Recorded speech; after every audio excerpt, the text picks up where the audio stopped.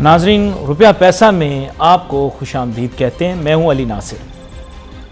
आपको पता है कि मईशत की बात तब तक के नहीं हो सकती जब तक के सियासत की बात ना हो, बिलखुसूस पाकिस्तान, क्योंकि माशी पॉलिसियाँ सियासी जमातों से वाबस्ता, सियासी पॉलिसियों से वाबस्ता होती हैं। पिछले चंद दिन से लोग मुसलसल मुझसे एक ही सवाल पूछ रहे हैं, जबकि ना तो यह मेरा मैंडेट है और ना ये मेरा मौजू है, कि यह हुकूमत रहेगी या यह हुकूमत नहीं रहेगी।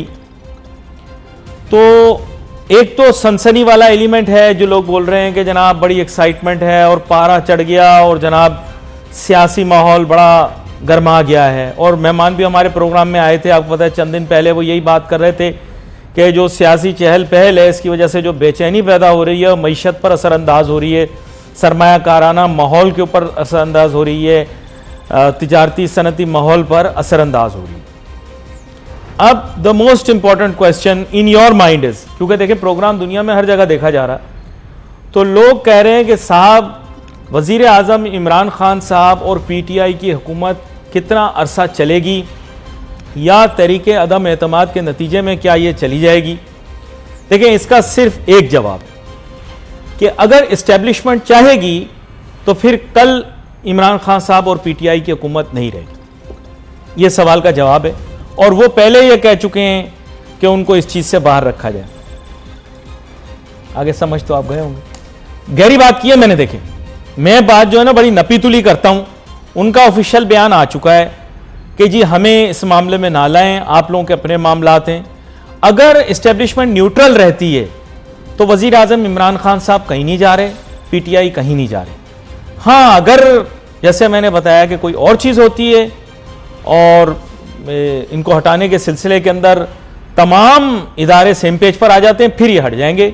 अगर न्यूट्रल रहते हैं तो ये अपनी जगह बरकरार रहेंगे।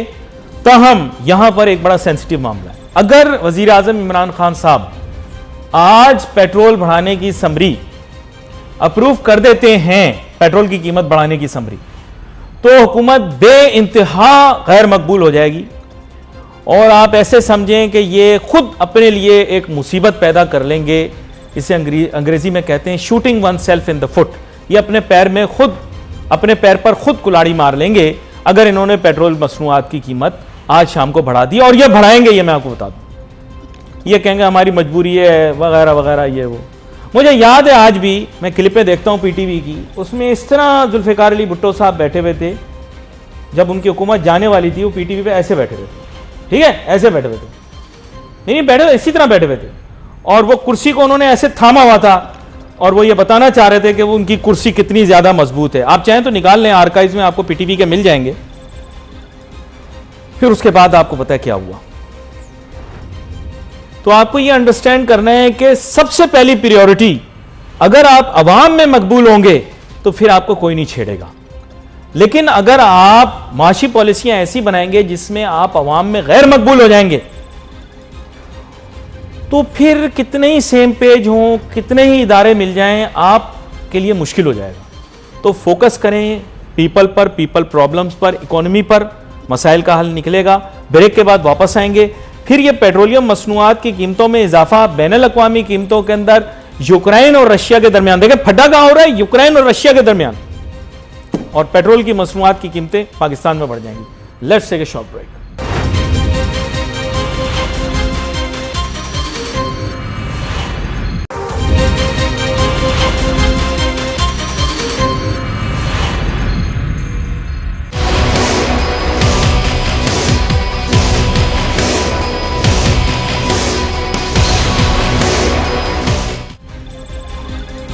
देखिए दुनिया कैसे बदल सी गई है, मामला कहां पेश आ रहा है और तेल की कीमतें कहां बढ़ रही हैं और उसके असरात जो हैं दुनिया भर में महसूस हो रहे हैं।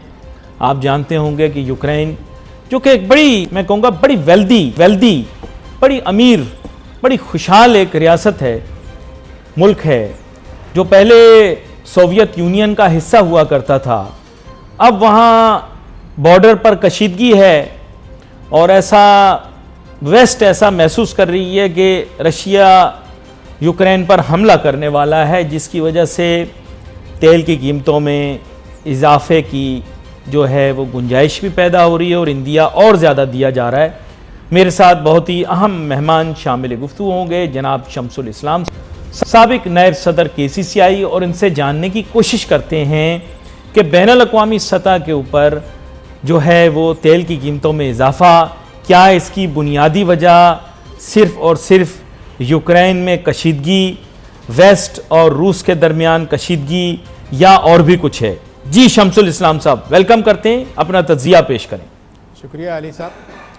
देखें जी, ऑयल की प्राइस को अगर आपने चेक करना है कि क्यों बढ़ रही है, तो आपको पिछले जो दिनों में जब कोविड शुरू हुआ था लास्ट ईयर में, तो आपने देखा था कि प्राइसेस बहुत ड्रास्टिकली डिक्लाइन कर गई थी और $45 से भी नीचे जाके और माइनस में चली गई थी। तो उस वक्त जो है जितनी भी इस बिजनेस से जो कंपनीज लिंक थी उन्होंने हैवी लॉस किए, और उस लॉसेस के बाद फिर जब मार्केट ने रिकवर करना शुरू हुआ, तो अभी तक हम देख रहे हैं कि मार्केट कहीं रुक नहीं रही। कुछ सीसा का ट्रेंड आपको नज़र आता है कि प्राइस थोड़ी सी ऊपर जाती है फिर नीचे आती है, और साथ ही क्योंकि आपको पता है कि क्रूड जो है वो दुनिया भर में जो है बड़ा इंपॉर्टेंट रोल है मईशत को चलाने में, उसका अमल दखल होता है, तो बड़ा सेंसिटिव ये मार्केट है। ये कमोडिटी ऐसी है कि इसकी ज़रा सी भी कोई ऐसी खबर आती है तो प्राइस बढ़ भी जाती है, कम भी हो जाती है। हालिया दिनों में हमने देखा कि आपकी इन्वेंट्रीज बड़ी कम हो रही थी। जो ओपेक प्लस ने जो डिसाइड किया था 400 के बैरल निकालने का, वो भी उनका पूरा नहीं हो पा रहा, क्योंकि उन ममालिक में बहुत सारे ओपेक प्लस में ऐसे भी ममालिक हैं जिनके पास फाइनेंशियल कुछ कंस्ट्रेंट थे कि वो इन्वेस्टमेंट नहीं कर पाए वहाँ पर अपने ऑयल को ज़्यादा निकालने के लिए।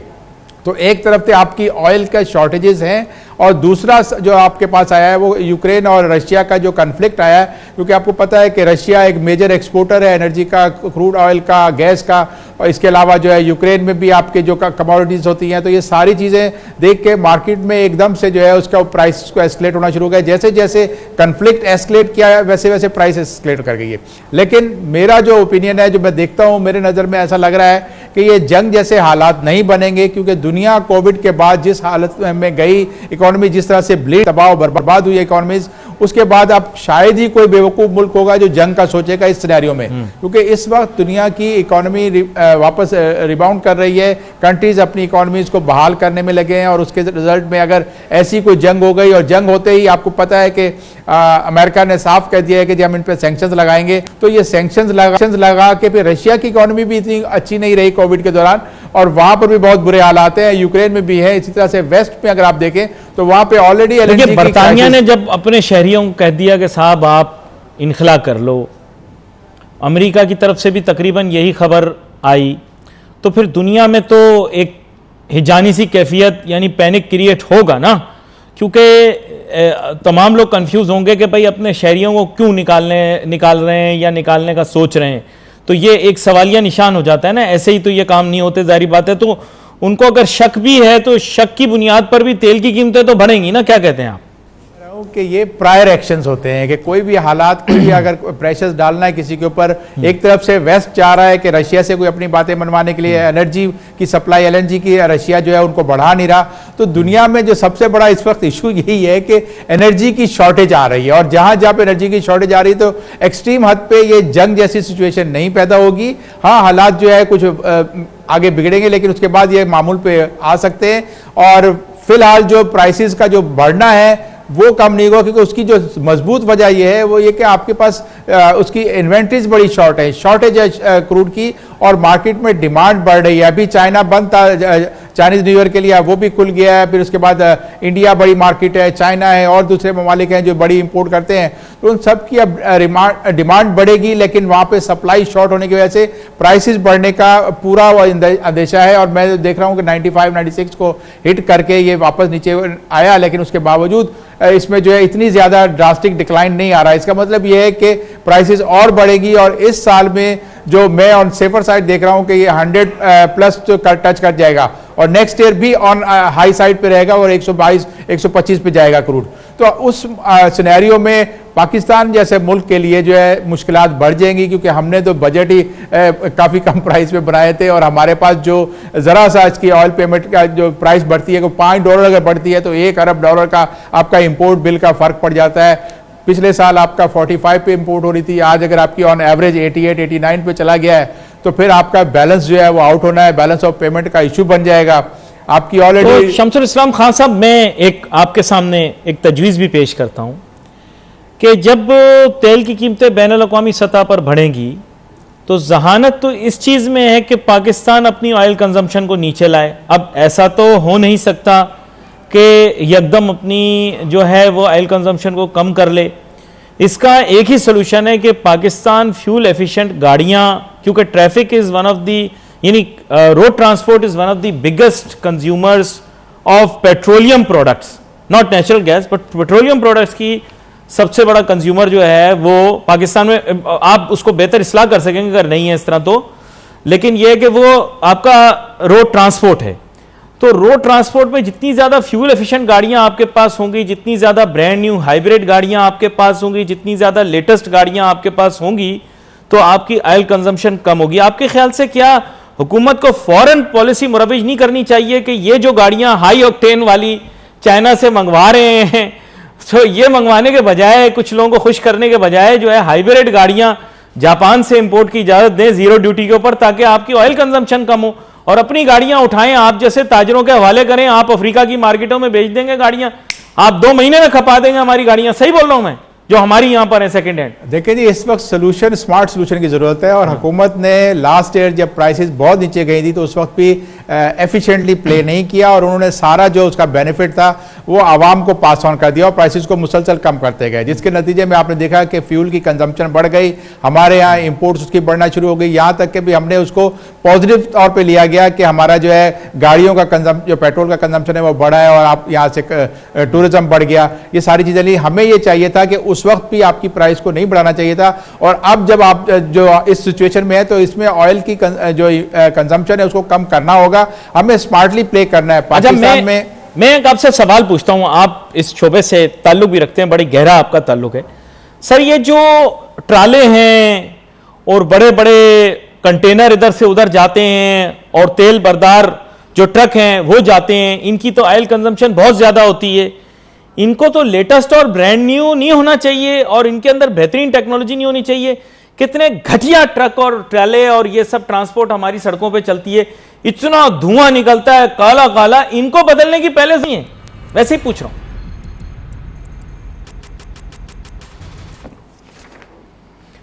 स्मार्ट और एफिशिएंट पॉलिसी अपनाएंगे। एक छोटी सी ब्रेक लेते हैं, ब्रेक के बाद वापस आए, अपनी गुफ्तगू जारी रखेंगे। Let's take a short break.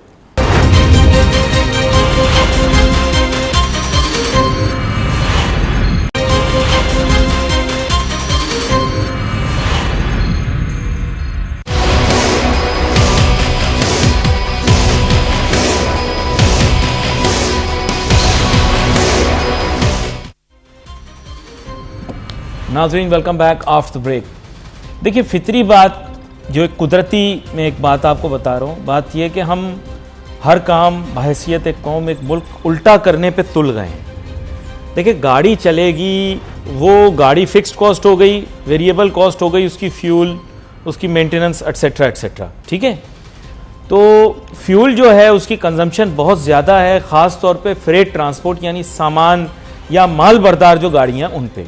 Road transport है, हमारे यहाँ रोड ट्रांसपोर्ट का एक माफिया है जिसने रेलवे को फेल कर दिया है, और जानबूझ के रेलवे को तबाह किया गया है ताकि ये रोड ट्रांसपोर्ट का जो माफिया है उसको फेवर किया जा सके। ये बड़े पावरफुल लोग हैं और ये वोट बैंक्स हैं, क्योंकि बेसिकली एक मखसूस इलाका था जिसको फेवर करना था, उनको फेवर कर। पहले सबसे आपको पता है कि ट्रांसपोर्ट की इंडस्ट्री को फेवर करने के लिए अयूब खान साहब ने क्या किया कि अपने इलाके के लोगों को प्रमोट करने के लिए ट्रांसपोर्टेशन दी उनको। तो ट्रांसपोर्ट का सेक्टर, अभी भी आप जाएंगे तो ट्रांसपोर्ट के जो माल बरदार गाड़ियाँ होंगी उनके पीछे अयूब खान साहब की फ़ोटो लगी हुई होगी। उसकी वजह यह है कि जनरल अयूब खान साहब जब चाहते थे कि उनके जो इशू, मतलब उनकी जो पॉलिटिकल पोजीशन है वो कंसोलिडेट हो, तो उन्होंने अपने इलाके के लोगों को इनकरेज किया कि वो ट्रांसपोर्ट की इंडस्ट्री की तरफ आएँ, और उनको फुल फेवर किया पूरे पाकिस्तान में। इस तरह की चीज़ हुई। अब उसके बाद almost everyone jumped into the band wagon, सब ने मिलकर फिर जो है वो रेलवे को तबाह कर दिया। वो रेलवे तबाह हुआ है ना, अब किसने किया, कौन किया, ये माफिया था, कौन माफिया था, मुल्क दुश्मन थे, वगैरह वगैरह।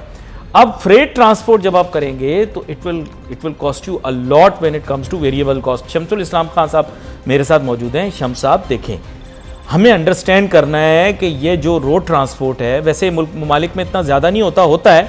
अगर कोई कहे अमेरिका, यूरोप के अंदर, of course truck drivers are very important, trucks are very important.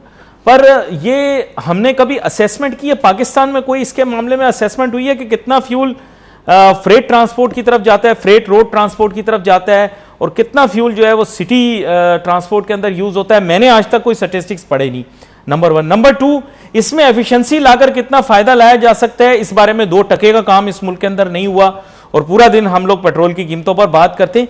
क्या आपके जहन में यह सवाल नहीं आता कि ऐसा क्यों नहीं हो रहा? क्या कहते हैं आप? जी, इसमें हमें, मैंने वही कहा ना कि एफिशिएंट पॉलिसी देनी होगी, और उसमें यह है कि आपको 3 टियर बनानी होगी प्राइसेस की, क्योंकि आपको पता है कि डीजल जो है वो ट्रांसपोर्टेशन में भी यूज़ होता है, और इसके साथ ही फार्म लेवल पे जहाँ पे ज़राअत है, एग्रीकल्चर है, वहाँ पर भी ये ट्यूबवेल वगैरह में यूज़ किया जाता है। तो डीजल की प्राइस को आपको फ्रीज करना होगा। आप अगर कहते हैं जी एकदम से गाड़ियाँ रोड से हटा दें, इनएफिशिएंट गाड़ियाँ जो चल रही हैं, तो पाकिस्तान में ऑलरेडी 1.5 लाख के करीब जो है ट्रक आपके ऑलरेडी शॉर्ट है मार्केट में, और यही वजह है कि आपको जो उसका डोमेस्टिक इनलैंड जो फ्रेट होता है वो कभी 50,000, 60,000, 1 लाख तक कराची से अगर आप कंट्री भेजते हैं तो 1 से 1.5 लाख तक पहुंच जाता है। तो इसको आपको कंट्रोल करने के लिए डीजल की प्राइस को फ्रीज करें। फिर उसके बाद आप जो है जो मोटरसाइकिल्स हैं वो, क्योंकि आपको पता है गरीब तबका, आम लो इनकम वाले लोग यूज करते हैं, उनके लिए आप एक स्पेशल प्राइस रखें ताकि वो उनको एक कार्ड के जरिए वो उनका, या आपने देखा कि पेट्रोल पंप पे भी अगर बाइक्स का एक अलग से वो सिस्टम लगा होता है, तो उसको इंप्लीमेंट करें कि उसको पेट्रोल वाले की प्राइस ना बढ़े। 1600 सीसी से ज्यादा की गाड़ियां, जो लग्जरी गाड़ियां हैं, उनके ऊपर आप पेट्रोल का जो कीमत बढ़ाएं, क्योंकि वो